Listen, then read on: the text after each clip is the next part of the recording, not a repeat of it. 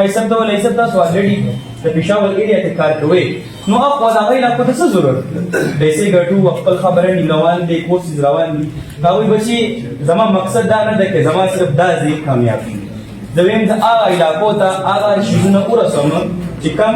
علاقو ته د رسائی دي اوکس ایجوکیشن سیستم دی دا هم موږ انټروډیوس کړو دلته د کوم کوالټي اف ایجوکیشن لحاظ سره حاجی صاحب کوم میشن دی ویژن دی هغه لحاظ سره هغه د کوم مقصد دی هغه لپاره موږ نن دلته موجود یو هغه کوم میشن دا دی چې موږ خپل سوسایټي له سوال کوو یو پروډکټ ورکو ښه کوالټي کې ورکو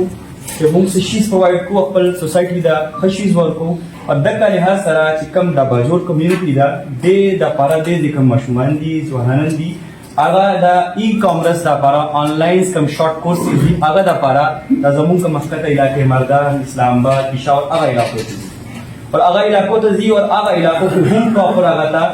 یو کوالټي اف ایجوکیشن نه ملایي دې لپاره زموږ دویم کوم پروجیکټ پارټ دی هغه دلته زموږ ای کامرس ایجوکیشن دی ته دې کې دننه کوم ټریډینګ کورسز دي دې کې دننه ډیجیټل مارکیټینګ کورسز دي دې نه علاوه کوم ایس یو کورسز دي ویب ډیولپمنٹ دی په څومره هم کورسز دي هغه شارټ کورسز چې کوم زموږ یوث کم دي هغه چې لرن کوي او شارټ ټایم کې خپل ځان انډیپندنٹ کورس ټول هغه المیه دا ده چې زموږ د سوسایټي زموږ د پاکستان زموږ د پروینس د خاص طور دا ایریا ټول نشاده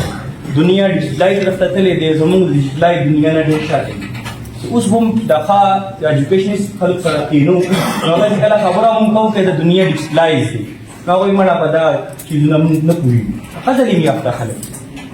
ټیک دی نو دا مقصد دا دی چې زموږ د سوسایټي کې یو انیشیټیو دی دا والا چې باجوړ کمیونټي کې ما ته نه یوز پورې کې یو پراپر داسې پلیټفارم موجود دی چې سره له سره تاسو د یو فیشن سره له سره تاسو یو ښه پروډکټ هغه د سره سره ښه تاسو کوالټي اف ایجوکیشن هم پرووایډ کړي نو زه ډېره مننه کوم د حاجي صاحب چې هغه د پراپر یو پلان راوړو تاسو د سوسایټي لپاره فرست سټارټ موږ دې سوسایټي نه واغستو الریډي موږ پېښور کې کار کوو لګیا یو نو ښه برابر سیټ اپ فار ایگزامپل زه یم د حاجي صاحب سره موږ پروجیکټ کې یو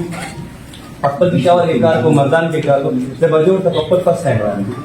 نو زما ډېر بلا سټوډنټان ای کامرس کوم دي مردان کې پېښور کې د باجوړ نه تعلق